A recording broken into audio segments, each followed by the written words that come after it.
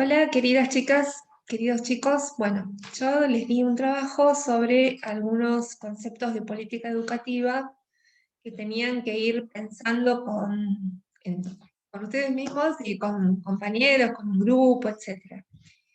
Y bueno, sé que están con muchas tareas, así que pensé en ayudarlos un poquito explicando algunos conceptos de esos materiales que les di y vamos a hacer esta explicación en dos partes. Por un lado, voy a explicar un poquito ese PowerPoint, esa presentación, y después voy a tratar de explicar otro poco los párrafos que les di para leer en esas hojitas, porque la verdad que tienen muchos contenidos y me parece que eso podría ayudar.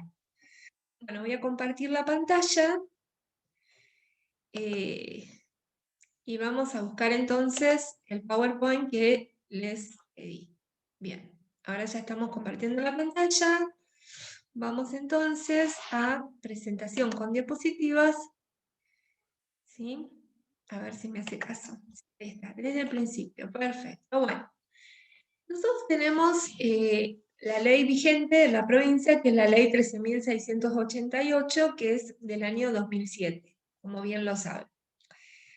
La ley 26.600, perdón, la ley 13.688 es una ley por la cual la provincia ratifica la ley de educación nacional, ¿no? Que se había promulgado el año anterior.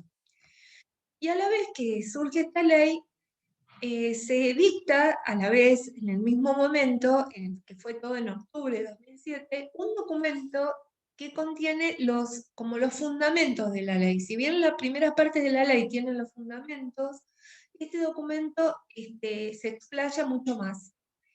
Me parece que en los archivos yo les dejé el documento. Si no se los dejé, se los voy a dejar después de este video, el documento completo, porque realmente es muy interesante y contiene muchas definiciones importantes para los docentes, porque nosotros a partir de ahí es como, bueno, ciertos lineamientos que no son discutibles, porque ya están formando parte de un marco de concepciones, de ideas, de fines, que son una norma, así que estamos todos los docentes del sistema educativo obligados a cumplir con eso.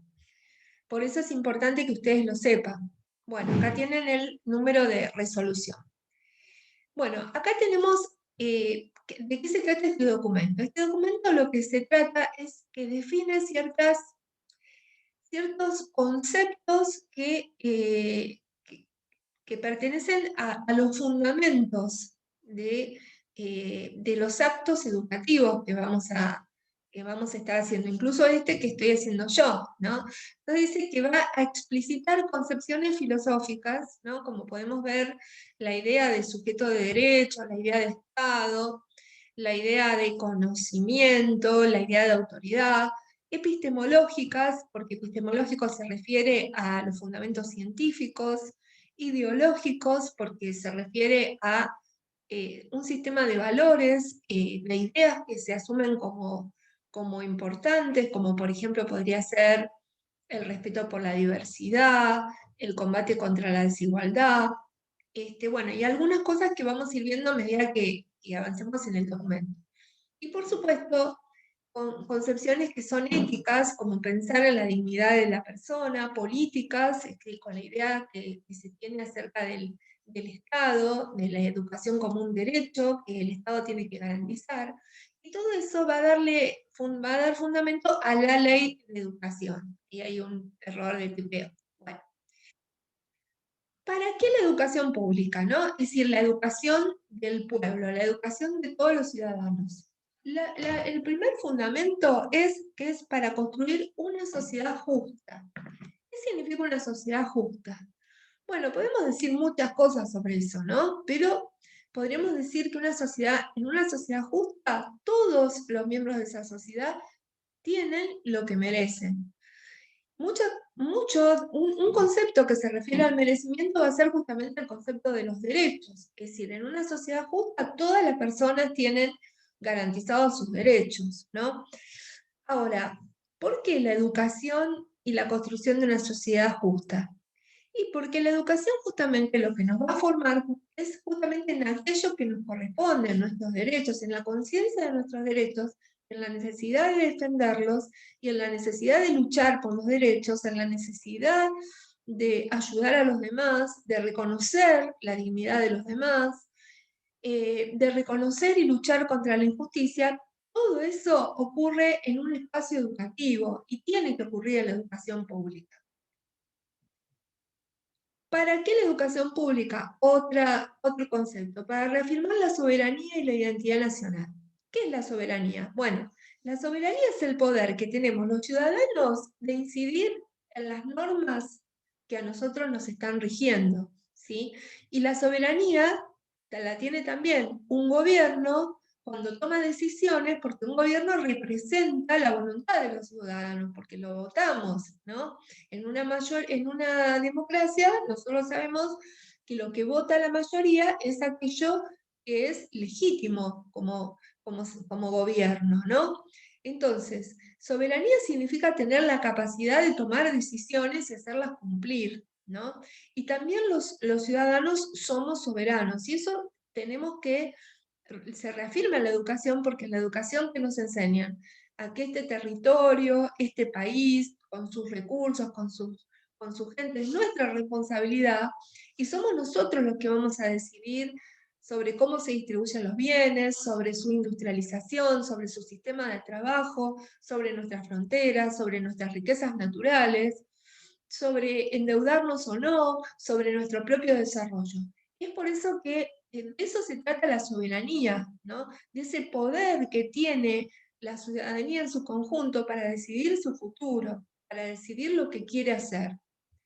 Y por otro lado, la identidad nacional. Quiere decir que aparte de una identidad personal que tenemos nosotros, tenemos una identidad que podríamos decir que es política, porque se refiere a la historia común de todos los argentinos, se refiere a nuestras tradiciones, a nuestra a nuestro territorio, a las producciones culturales, científicas que hemos tenido en nuestro país, que forman parte de lo que nosotros somos colectivamente como una comunidad de los argentinos y lo que ofrecemos a los demás. Es decir, reafirmar la soberanía y la identidad nacional nunca quiere decir ver a los otros ni como mejores ni como peores, sino que nosotros tenemos esto para ofrecer al mundo. Somos argentinos y tenemos todo lo que es la riqueza de nuestro país, tanto en seres humanos como en recursos, como en historia, como en cultura, como en arte, como en los desarrollos de todo tipo, ¿no? Eso van conformando la identidad nacional. Y por supuesto que reafirmarla implica conocerla. Por eso la importancia de la educación pública. Bueno, otro de los fines de la educación pública es, acá estoy tomando mate porque hace un poco de frío, es profundizar el ejercicio de la ciudadanía democrática y republicana. Bien. Muchos de ustedes ya saben, muchas y muchos, qué significa democrático, pero ¿qué es el ejercicio de una ciudadanía democrática? Bueno, claramente, un ciudadano que se involucra, que participa, que se informa, que da su opinión, que ayuda en las causas comunes, como por ejemplo ahora estuvimos nosotros en aislamiento por la pandemia, bueno, muy bien, ayudar, acatar, no pensar en sí mismo, sino también pensar en los demás. No es que yo solamente me cuido de no contagiarme, también cuido de no contagiar a los demás. Estoy tomando una conciencia de cuidado, lo mismo de nuestro medio ambiente, pero sobre todo es la participación en las decisiones. Y la primera participación es estar informado, involucrarse en la lucha por esos derechos, por defender a las personas que son más débiles, que tienen sus derechos vulnerados. Eso es importante, por eso en la escuela se aprende a ser solidarios, a reconocer los derechos, a pensar políticamente, a expresar las opiniones, a respetar también las opiniones de los otros, a discutirlas con argumentos, sin tener esa cosa de odiar al otro porque piensa diferente o de insultarlo, porque también esos no son argumentos, ¿no? Y la ciudadanía republicana, ¿sí? no es solo la que participa, sino que también el republicanismo se relaciona con el cumplir las leyes, el respetar las instituciones, el respetar el orden que hay en la sociedad, que no implica ser una persona pasiva que acepte todo, ¿no? Pero sí darse cuenta que todas esas reglas y leyes son parte de un vivir mejor de todos nosotros, ¿no? Entonces, aunque eso implique por ahí, en algún sentido, un poco de molestia, lo hacemos por los demás. Vamos a poner el caso de que todo el sistema educativo público y privado también, en gran parte también el privado, se subvenciona con los impuestos que nosotros pagamos, que pagamos cada vez que consumimos algo, compramos algo, un 21% de impuestos. Por eso es importante que uno pague con tarjeta, que pague con medios, que ya se asegure que ese impuesto llegue, porque el Estado solamente puede garantizar esos derechos si el impuesto se paga, ¿no? Eso también es ser un ciudadano republicano, porque no lo pienso por mí, no es personalizar. Lo hago por defender ese bien común que es el vivir bien, el tener una buena vida en el país. Bueno, y esto también conduce de alguna manera a esto, ¿no? ¿Para qué, para qué la educación pública? Bueno, para respetar los derechos humanos, y por supuesto los tenemos que conocer, pero ¿qué es respetar un derecho? Es respetar a ese que tengo enfrente, a esa persona que convive conmigo, en su plena dignidad, en su pleno valor, ¿sí? En la libertad de poder pensar, en la libertad de poder expresarse, en la libertad de poder participar políticamente, en la libertad de poder circular, ¿sí? Por supuesto que a veces hay coaliciones de derechos, ¿no? Y a veces decimos, bueno, qué es importante? ¿El derecho a la libertad, el derecho a la salud? ¿No? Entonces, es cierto, hay derechos que en algún momento de conflicto o una situación particular son más importantes que el otro. Por supuesto, el derecho a la salud, porque atenta contra la vida de las personas, quizá en un momento fue más importante que nuestro derecho a circular, porque para cuidar a las personas nosotros tuvimos que tener un aislamiento. Pero la libertad no es la libertad mía, sino la libertad que pueden gozar todos. Entonces, si las personas se contagian, tampoco van a poder gozar de libertad. En parte, mi libertad de circulación se expresaba en quedarme en mi casa, porque es la elección de circular en mi casa para justamente cuidar a los demás, porque de eso se trata respetar los derechos, cuidar a los demás, cuidarlos en su vida, en su integridad. Bueno, otra cuestión de la educación pública es fortalecer el desarrollo económico, social, sustentable de la provincia de la nación, porque claro, nosotros estamos en un sistema provincial, pero no estamos aislados en el planeta, vivimos en un país. Ahora, ¿qué significa el desarrollo económico? Y claro, significa que las personas puedan trabajar, estar en un sistema, eh, en una industria, puedan crecer en su trabajo, puedan tener buenas condiciones de vida, buenas condiciones sociales, puedan quedarse cerca de las personas queridas, no tengan que ir a miles de kilómetros para poder trabajar, ¿no? Pero eso tiene que ser sustentable. ¿Eso qué significa?